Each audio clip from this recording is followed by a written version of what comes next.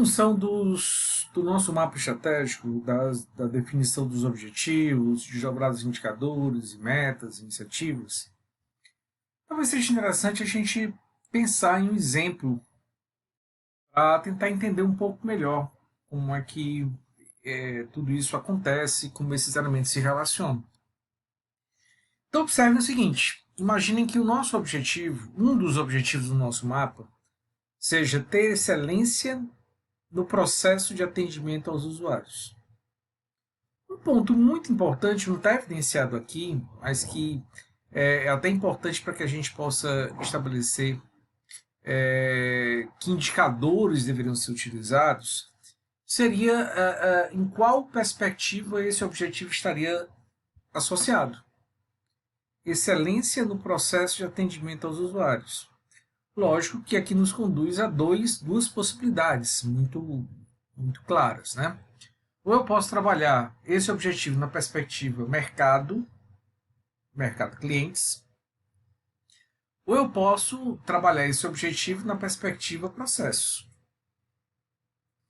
Em função de cada uma dessas definições, né, em função da gente posicionar mais acima ou um pouco mais abaixo, os indicadores que serão definidos devem estar relacionados de forma correta a essa concepção.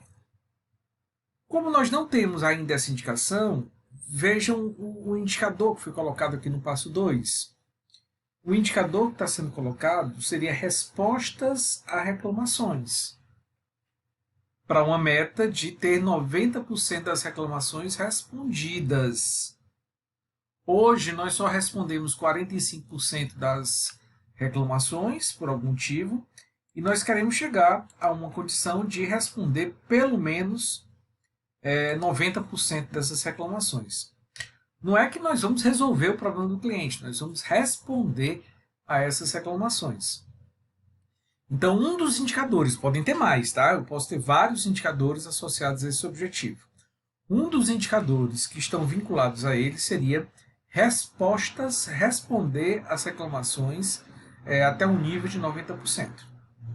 Lógico que para um indicador desse tipo, resposta à reclamação, esse deve ser um indicador muito vinculado a processo. Eu preciso ter um processo de atendimento ao cliente que me dê condição de responder até 90% dessas reclamações. Lógico, se eu respondo essas reclamações nos prazos estabelecidos, o que vai acontecer? Nós devemos ter uma satisfação desse cliente, podemos ter uma fidelização, podemos até ter mesmo um aumento na participação de mercado.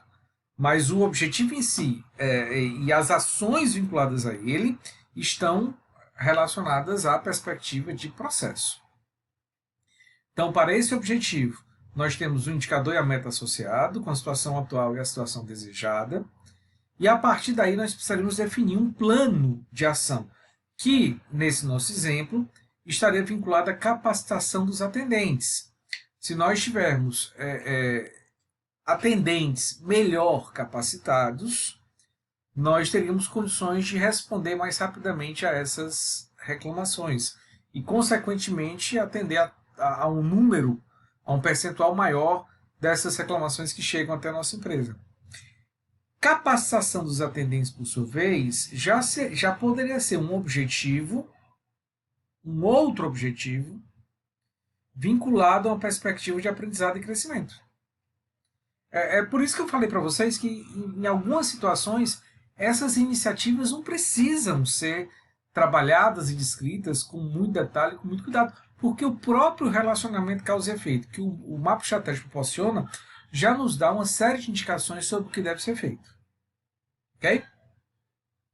Bom, um aspecto importante na formulação dos indicadores e metas é que nós precisamos estabelecer alguns elementos que passarão a ser a nossa base, a nossa referência para entender e para concluir se o processo está funcionando bem ou não. E uma recomendação, se a gente vai trabalhar de fato essa parte, é começar por aquilo que a empresa já faz. É tentar estabelecer, tentar formalizar aquilo que a empresa já usa.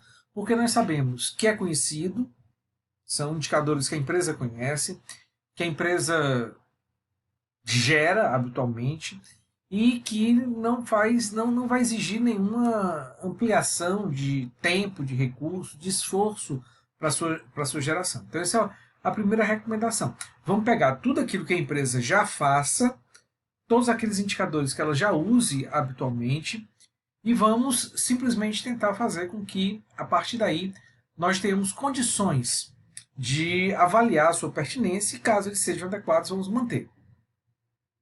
Ok? Bom, outras recomendações que é interessante seguir, primeiro, devem estar ligados à estratégia da empresa, a seus valores e a sua visão de futuro.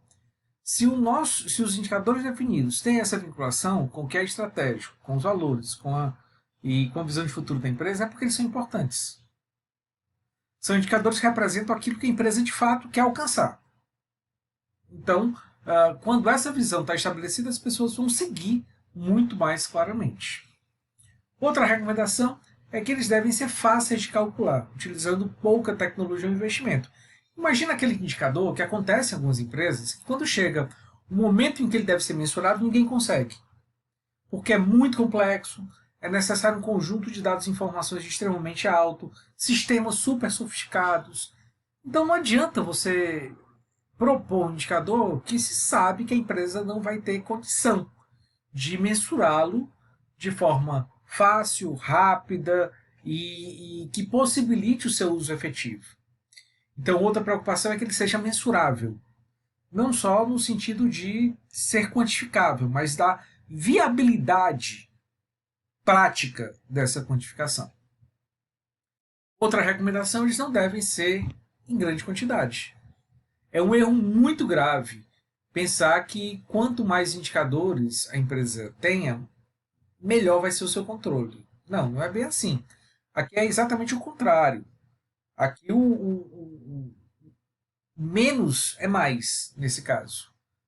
Poucos indicadores, mas indicadores relevantes. Indicadores que consigam refletir aquilo que a empresa está precisando fazer, aquilo que a empresa estabelece como prioritário. São os indicadores que devem ser trabalhados. Muitos indicadores acabam fazendo com que haja perda de foco. É tanta coisa para você olhar, para você avaliar, para você decidir, que às vezes os mais importantes vão ficando em segundo plano. Então, trabalhando poucos indicadores, é possível dar a cada gestor um direcionamento que, de fato, eles precisam ter. E aí, nesse caso, a relevância é também uma característica importante. Vamos trabalhar somente com os indicadores relevantes. O que é um indicador relevante? Aquele que impacta na tomada de decisão. Aquele que é decisivo. Aquele que é crítico para que se estabeleça o que deve ser feito. Um indicador que não tem essa propriedade, que não tem essa característica, simplesmente poderia ser deixado de lado. Outra recomendação é em relação à meta. As metas definidas devem ser importantes. Devem ser metas muito desejadas. A empresa deve claramente querer chegar naquele resultado indicado pelas metas. Mas, ao mesmo tempo, elas devem ser viáveis. Não adianta ser desejável, não adianta ser desafiadora e não ser viável, porque com o passar do tempo, o sentimento dessa inviabilidade vai tomando conta das pessoas, o que vai desestimulando, o que vai desmotivando, o que vai fazendo com que as ações acabem sendo deixadas de lado. Então essa é uma característica chamada de viabilidade das metas, que é um cuidado que se deve ter quando da sua fixação. Por mais que isso seja algo evidente, né? Claro, as metas têm que ser viáveis, é lógico. Não tem sentido definir uma meta impossível. Perfeito. Mas é algo que acontece com muita frequência. Às vezes não por desejo da empresa. Às vezes não porque ela coloca, sei lá, um olho muito grande naquilo que poderia ser alcançado, mas simplesmente por desconhecimento. Porque ela não sabe ao certo aonde ela deve parar.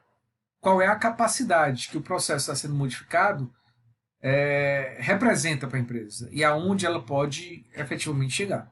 Então esse desconhecimento acaba gerando, em muitas situações, essa falha. Percebam que nós colocamos aqui algumas características, além da primeira, que foi trabalhar com metas, com indicadores habitualmente utilizados, que nos colocam algumas características importantes. Olha só, indicadores relevantes, tá? Primeiro ponto, indicadores mensuráveis, indicadores viáveis, são alguns aspectos importantes e que podem estar consolidados em uma ferramenta chamada SMART, metodologia SMART. Essa metodologia SMART é algo que deve ser observado no momento de se tentar fixar os indicadores de uma empresa. Então, são características que os indicadores devem ter, características essas que começam com letras que formam esse acrônimo, SMART, e que, se seguidos, certamente permitirão que esses indicadores sejam, tragam um resultado melhor para a empresa. Vamos a eles. Primeiro, o indicador deve ser específico. O que é um indicador específico? O indicador específico é aquele que nos permite ter foco. Tá? Muita gente diz, indicador específico é um indicador claro. Não, não é. Não é indicador claro. É um indicador que nos dá foco, que nos dá direção. Por exemplo, eu posso dizer que eu quero, vou colocar um indicador, vou definir um indicador que seria o aumento da participação de mercado de Fortaleza. Eu quero aumentar 10%. Um outro indicador mais específico que esse é dizer que eu quero aumentar a minha participação de mercado em 10% nos produtos do tipo X e Y vendidos aos clientes de classe C de Fortaleza. Vejam como esse indicador é mais específico. Ele está direcionando, ele está focando melhor aquela ação que eu vou ter que implementar. Então, quanto mais específico o indicador, maior a nossa condição de estabelecer ações adequadas para o seu alcance. Porque nós vamos ser mais precisos, mais cirúrgicos, não vamos sair atirando para todos os lados tentando vender mais. Eu sei que são aqueles produtos para aquele tipo de cliente que tem um espaço maior no mercado nesse momento, é o que deve ser objeto da nossa ação. Os indicadores devem ser mensuráveis, ou seja, deve ser possível fazer a sua mensuração. E aí alguns pontos relacionados ao fato dele ser mensurável é que deve ter meta associada. As metas devem estar associadas a esses indicadores. Afinal, é com base nessas metas que nós vamos ter uma referência. Não adianta nada eu dizer que a minha produtividade, por exemplo, é de 10 unidades por hora, se eu não tenho nenhuma referência que diga se esse valor é adequado ou não. A meta tem essa propriedade. Outro aspecto importante é o procedimento de mensuração. Deve estar indicado como nós devemos fazer para chegar ao resultado estabelecido por esse indicador. E muito importante a indicação também das fontes de dados. Então, são 3 elementos que devem nos direcionar para uma definição clara de como esse indicador deve ser quantificado para que a partir daí ele possa ser usado nas análises e tomadas de decisão. O indicador deve ser alcançável, atingível, attainable, ou seja, ele deve ser viável. Aqui é a questão da viabilidade, da execuibilidade. Aquele caráter de ser desafiador, mas ao mesmo tempo ser possível de ser alcançado. Já conversamos um pouquinho sobre isso. Um indicador que não é alcançável, que é inviável, só gera desmotivação. É exatamente o contrário do que se pretende com a utilização desse tipo de instrumento. O indicador relevante é aquele que faz a diferença, né? É aquele que o gestor precisa dele para tomar a sua decisão, para entender o que está acontecendo e se posicionar diante de um determinado assunto. Então, o indicador relevante, de modo geral, é aquele que possibilita que, com base na sua análise, decisões sejam tomadas. E, finalmente, o indicador time-bound é um indicador temporizável. Ou seja, no caso de uma melhoria, em quanto tempo essa melhoria, esse novo patamar deve ser alcançado? Se eu falo que eu devo aumentar minha participação de mercado em 10%, isso deve ser feito em quanto tempo? Em 1 ano? Em 2? Em 10? As ações que vão estar relacionadas a cada um desses prazos podem ser totalmente diferentes. Então, o time-bound é o prazo associado a uma melhoria ou a periodicidade de mensuração, no caso de um indicador de rotina. Tá? Mas é fundamental que haja sempre um prazo associado aos indicadores que estão sendo trabalhados.